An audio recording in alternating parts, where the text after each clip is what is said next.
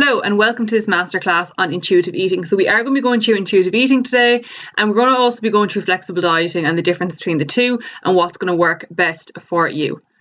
So firstly, intuitive eating is trusting your body to make food choices that feel good for you without judging yourself or the influence of diet culture. Okay?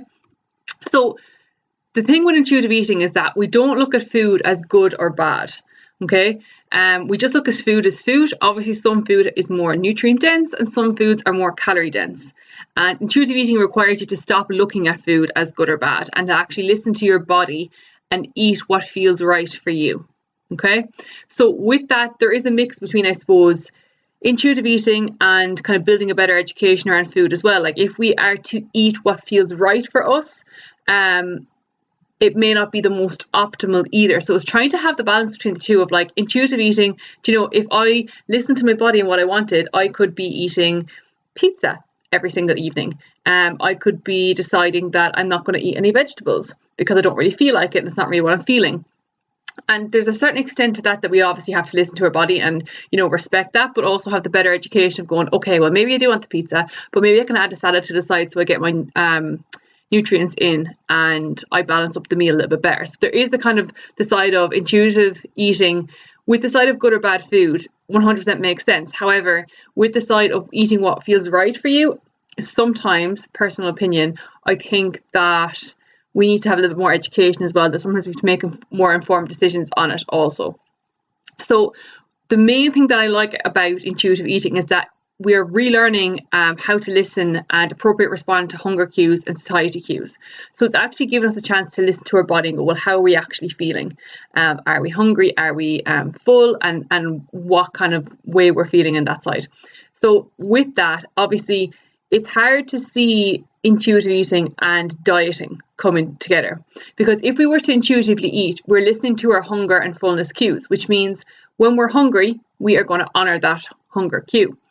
However, with dieting, because we are eating less, our body's going to be a little bit more hungry, and we actually, in a dieting phase, will be hungry sometimes, and we don't listen to that hunger cue. So there is a little bit of conflict between, obviously, intuitive eating and dieting. And with intuitive eating, weight loss is not the focus. The focus is on, you know, the balance of the meals and, you know, listening to and honoring your hunger and fullness cues. And if we were to intuitively eat, we would always have to listen to the hunger cues. That's why intuitive eating and dieting don't really go hand in hand on that side. So, however, when we talk about dieting, a lot of people think restricted dieting, and that's like, you know, the likes of like plain chicken and rice. And that's why everyone talks about online is like, oh, you don't have to eat plain chicken and rice in order to make progress. It's looking at it of flexible dieting. So flexible dieting allows us to have foods that fit within our specific daily macronutrient targets, like we have set. And this way of eating provides dieters with the freedom in their food choice, which may help keep the weight off over time and create a positive and healthy relationship with food. So whereby we still allow the foods into our diet. It's not like we restrict certain foods in order to make progress. And it just makes it work a lot better for us in that way. So then we come to flexible dieting as well. Like, you know, having that flexibility in our diet doesn't allow us to have our favorite foods. However, with this flexible dieting, you know, if we were to talk about flexible diet and be like, oh yeah, we can eat whatever we want as long as it's within our calorie targets, are we going to be satiated and like feeling full and satisfied with meals from just eating the foods that we enjoy? Example. And when I say foods we enjoy now, like obviously I'm talking about the more so the foods that we enjoy that aren't that nutrient dense and fulfilling, right? So let's say the likes of the chocolate, like we could eat chocolate all day every day and we could still lose weight. However, are we going to be satiated from that? So with the flexible dieting, we're looking at, you know, still allowing and enjoying our favorite foods and having that flexibility in our diet. However, it is working off that 80-20 rule. So 80% whole nutritious foods and then 20% like soul foods is what I love to call them, rather than like treats and stuff. And like I find the soul foods is a lot better of a word because like it brings joy to our soul and it's foods that we enjoy. And yes, they may be less nutrient dense. However, we focus primarily on getting that good 80% in, and then we can enjoy the 20%. So can we mix the two? Can we mix intuitive eating and dieting? The short answer is no. If you say from the scientific I suppose, definition of intuitive eating and the definition of dieting, no, you can definitely not mix the two. However, sometimes listening to our fullness and hunger cues is important and something we should learn to focus on for our long-term health. Okay, so with that, when we're dieting, we're not really listening to our hunger and fullness cues, because sometimes we're still hungry after a meal. Sometimes, our body's telling us we're hungry, but we're trying to, reduce a little bit of body fat, so we might be a little bit hungrier. However, when we are in a dieting phase, and there's times whereby we might have meals out and we might not be able to track our food properly and effectively, this is where our intuitive eating can come into play. So we are still using these skills and learning these skills when we have that step back from tracking, because we're not going to be tracking for the rest of our lives. It's a tool, and it's just a tool. However, when we do come away from it, and let's say we have a meal out, we have times that we aren't actually tracking. Let's say we're gone away, we're at a wedding, for example. We can use these events to build more of our intuitive eating cues and awareness. So it's a side of slowing down your meals, chewing your food properly, drinking water throughout, and asking yourself the question during your meal, how am I feeling? Am I full? Am I, still a little bit hungry? And it's actually slowing down your food and taking your time, chewing your food properly. And some people don't do this. How many times are you eating something in front of the telly and you're not even realizing you're eating? You're just literally, and next you're like, oh shit, that's gone. I wasn't even focusing on it. So with the intuitive eating, with the dieting, there's a little bit of a mindful eating part as well, and that's nearly something for a whole other day to go into. But it's something to be aware of intuitive eating and dieting don't really connect together. However, there is times when we are dieting that we can still try incorporate those techniques in at the same time. The main thing is remembering that with the fullness cue, and that's one that a lot of people struggle with the most, is actually tuning into our body while we're eating the meal.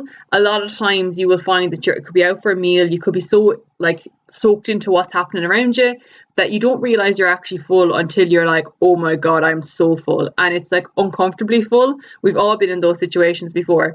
So it's just being aware of that, of when you are for social events, it's not a case of being super fixated on anything, but it's just taking that time to reassess and ask yourself, am I still hungry, or am I just finishing this for the sake of it? And that can be a big question, and something that's really helpful to ask yourself.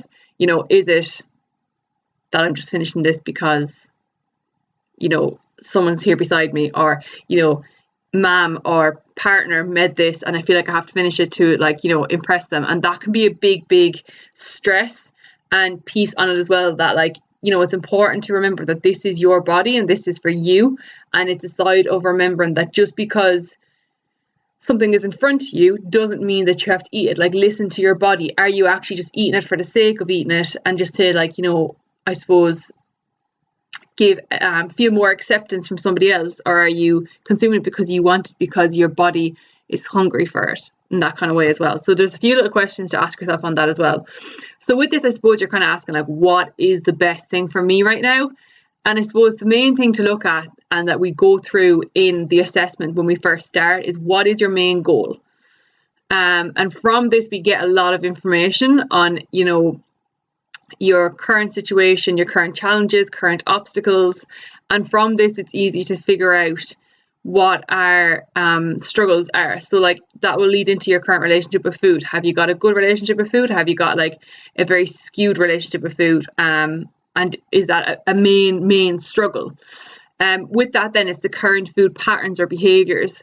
And with these kind of things, it's important to remember that sometimes, even if the goal is fat loss, if the current relationship with food isn't great, the main focus needs to be on the relationship with food to fix that first before you can look at losing body fat. Because we can lose body fat, we can do all that, but if our relationship with food is still skewed, we're going to be in a worse position after dropping the body fat than beforehand. So with that, that's why it's so important in the assessment that we do chat about things and figure out what is right for you. And obviously we've had girls before that have come in to the program and have just focused on the relationship with food first, and more of that intuitive eating and getting used to that hunger and fullness cues, and more, I suppose, awareness of that as well.